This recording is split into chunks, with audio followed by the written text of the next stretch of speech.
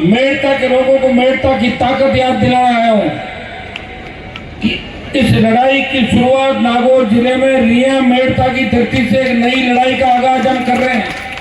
धैर्य रखोगे तो घुटने टिका देंगे बजरी माफिया के, घुटने टिका देंगे उन नेताओं के जो इन लीज के पीछे कौन कौन है इनका भी पता लगा लेंगे। 58 साल पहले जब आप ताकतवर थे तो अब तो सोचना ज्यादा ताकत होनी थी आपके। तमाम राजस्थान के कोने कोने से पधारे हुए सरपंचगण, आपके पूरे रिया इलाके के सरपंचगण, नागौर को प्रधान जी, मातृशक्ति बड़ी संख्या के अंदर जो सुनने के लिए बैठे हैं, बुजुर्गों, नौजवान साथियों, हमारे तमाम वो भाई प्रेस के मेरे भाइयों जो हमेशा लोकतंत्र के चौथे स्तंभ के रूप के अंदर आप हमारी मदद कर रहे हैं, मैं आप सबको धन्यवाद दूंगा। और मैं आपको विश्वास दिलाता हूं, आपको भी जाना नहीं है, आपकी एक आदत है, जैसे मेरा भाषण खत्म हुआ तो चल देते हो, मैं भाषण देने नहीं आया। ये बड़ी जंग है और सामने वाले लोग ताकतवर हैं, तो हम जब यहां से उठेंगे उससे पहले कोई फैसला करके उठेंगे। तब तक अगर किसी को जाना है, अब ये मत वो कहना कि हनुमान जी ने हमारे बुला के कर दिए, मैंने आपको नहीं बुलाया, आपने मुझे बुलाया यहाँ पे। तो भाई चेयरमैन साहब आपने बुलाया मुझे, तो मेरे से पहले आपको नहीं जाना। और मैं जब जाऊंगा कुछ करके ही जाऊंगा, ऐसे तो जाऊंगा नहीं मैं, ये नहीं मैं आया जिंदाबाद करा दिया फूल चल दिया। आज तो गर्मा गर्म मामला है, आज किधर भी जा सकता है मामला, बता दो। एक बार सरकार का इंतजार कर लेते हैं 10, 5, 15, 20 मिनट, तब तक आप उठोगे नहीं, आओ तो वापिस आ जाना सारे माता बहन तो आस पास के इलाके की सारे, क्योंकि महिला शक्ति मातृशक्ति 1857 के अंदर जो पहली क्रांति थी अंग्रेजों के खिलाफ, उसमें झांसी की रानी लक्ष्मीबाई किस मजबूती के साथ लड़ी थी। इसलिए मातृशक्ति का भी इस आजादी के आंदोलन के अंदर बहुत बड़ा योगदान। जिस तरह भगत सिंह जी का, उन तमाम नौजवानों जिन्होंने हिंदुस्तान को आजाद कराया।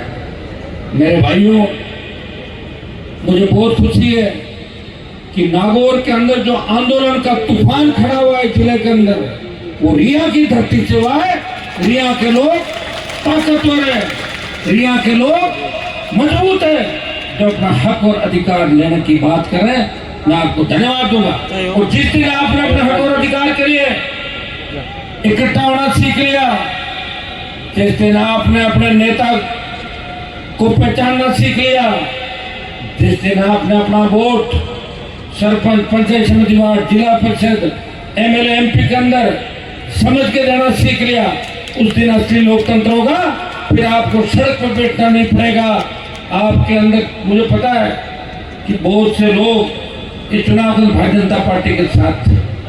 दुर्भाग्य इस बात का कि अगर आपका विधायक एक्टिव हो तो ले जाते मुख्यमंत्री के पास, आपको 100-200 लोगों को इकट्ठा कर एक बस भर के ले जाता, मंत्री को यहाँ बुला लेता। मंत्री तो आज ऐसे ही घूम रहे, कौन पूछ रहा मंत्री, आपकी पीड़ा को दूर करता। अब आपको जब सड़क पर ही लड़ना है तो फिर सत्ता में सड़क में अंतर क्या रहा, बताओ मुझे। अगर मान लो राष्ट्रीय लोकतांत्रिक पार्टी सरकार में 10 या 5 एमएलए हमारे होते, वहीं जाम बांध देते, अब भी बांधेंगे जाम, आप चिंता क्यों कर रहे, जाम बांध नहीं आए। पूरी ताकत के साथ हमें लगना है। हो सकता है कि आज हमारा यहाँ से कोई कूच का कार्यक्रम भी बन सकता है। वो कूच सुनिए, वो कूच इधर नागौर की तरफ भी हो सकता है, एसपी कलेक्टर के घर के घेराव का, अजमेर की तरफ भी हो सकता है, जयपुर की तरफ भी हो सकता है। आधा घंटे का हम टाइम दे रहे हैं, क्या बात हुई क्या नहीं, एक बार बात इस संघर्ष समिति के लोग कर लेते हैं, अगला फैसला आधे घंटे बाद हम लोग करेंगे। इसके अंदर ये जितना भी आपका प्रमुख मुद्दे आप चाहते हो कि लीजें निरस्त हो, हम चाहते हैं 5-7 मुकदमे दर्ज हो जाए, स्टॉक इनका सीज करें, और जिन बदमाशी की पूर्व तहसीलदार ने अभी के मायने नहीं दे रहे, और जो बदमाश है उनका इलाज, ये जो प्रमुख मुद्दा अपना है, इसको लेके मैं आपके साथ हूं, आपको अब चिंता करने की आवश्यकता नहीं। ये लड़ाई कितनी लंबी चले, राष्ट्रीय लोकतांत्रिक पार्टी क्या भाई करेंगे ऐलान, साथ है अपनी इस लड़ाई में। वो आगे वाले तो दो निकले नहीं, गले में गली बैठे है। ठीक है, तो फिर हम आपके साथ हैं, आप दोनों हाथ खड़े करके क्यों साथ हो ना, तो फिर झुका देंगे भजनलाल सरकार को, चिंता मत करो। एक और जीत के लिए तैयार हो, सरकार झुकेगी, आपका काम होगा और हम रियासत क्षेत्र को इस तरह बर्बाद नहीं होने देंगे, हमारी आने वाली पीढ़ी को बर्बाद नहीं होने देंगे। सरकार के पास बहुत से रास्ते हैं रेवेन्यू जनरेट करने के, इस मामले को छोड़े और इन लोगों को अपने अपने हाल पे छोड़े और ये बजरी माफिया का जो एंट्री यहाँ पे हुई है उस एंट्री को खत्म करें और गुंडे बदमाशों को यहाँ से रवाना करें। ये भजनलाल सरकार से मेरी मांग है। भाइयों, मेड़ता करने की बात करूंगा।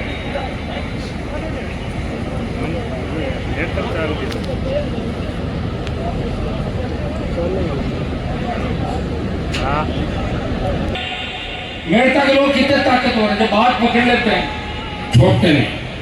1967 में नाथुराम जी को आपने यहाँ से हरा दिया। कब? 67 कब था? कितने साल पहले? 43 नहीं, 33 और 25 कितने?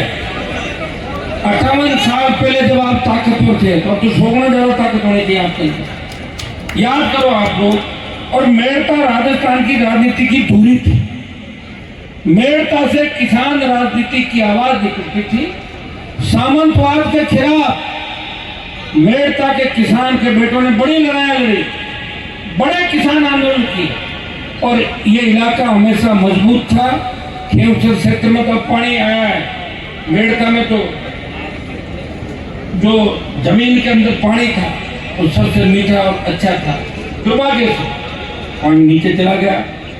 बहुत से इलाके हमारे सूखे और हमारे बच्चे अब खुद के दम पे अपना अपना काम कर रहे हैं। कहाँ जा रहे हो? वापिस आओगे? क्या करोगे? हाँ ठीक, ये रहना है और सीधा खाने पीने का भी चालू करें रात को करते हैं। ठीक है, तो सब लोग मेड़ता के लोगों को मेड़ता की ताकत याद दिलाना आया हूँ कि इस लड़ाई की शुरुआत नागौर जिले में रिया मेड़ता की धरती से एक नई लड़ाई का आगाज हम कर रहे हैं। इस लड़ाई को ऐतिहासिक बनाना है। लड़ाई बड़ी जरूर है लेकिन आपको और हमारे लिए छोटी है। अगर आप हिम्मत रखोगे, ताकत रखोगे, थोड़ा धैर्य रखोगे तो घुटने टिका देंगे बजरी माफिया के, घुटने टिका देंगे उन नेताओं के जो इन लीज के पीछे कौन कौन है इनका भी पता लगा लेंगे और जितने प्रशासनिक अधिकारी सबका इसके अंदर हिस्सा है। धीरे धीरे सारा मामला आ जाएगा और हम मिलकर बात भी करेंगे। मैं पुनः आप सबको धन्यवाद देता हूँ, हमेशा आपने मेरा साथ दिया और मैं भी अपने आप को गौरवान्वित महसूस करता हूँ कि मैं आपके लिए 25 साल मुझे लड़ने का मौका मिला, मैं लड़ता रहा, पार्टी बनाई और तेजाजी महाराज का जयकारा पूरे देश के अंदर चला गया। 2-3 जोरदार जयकारा आप लगाए। बोले तेजाजी महाराज की, रामसा पीर की, करणी माता जी की। आप सबको बहुत बहुत धन्यवाद। मैं कहीं जा नहीं रहा हूँ, मैं यही हूँ, इसलिए आप इधर उधर घूम घाम के यही रहना आपको। ठीक है, बहुत बहुत आपको धन्यवाद। जय हिंद।